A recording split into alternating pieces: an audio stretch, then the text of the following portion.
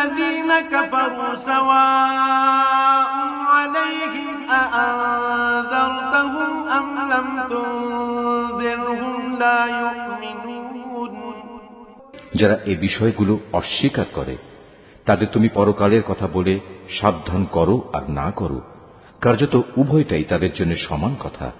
এরা কখনো ঈমান আনবে না। ختم الله على قلوبهم وعلى سمعهم وعلى أبصارهم غشاوة ولهم عذاب عظيم ক্রমাগত কুফরি করার কারণে আল্লাহ তাআলা তাদের মন, মগজ ও শ্রবণ শক্তির উপর মোহর মেরে দিয়েছেন। এদের দৃষ্টিশক্তির উপরও এক ধরনের আবরণ পড়ে আছে। যারা এ ধরনের লোক তাদের জন্য পরকালের কষ্টদায়ক শাস্তি রয়েছে।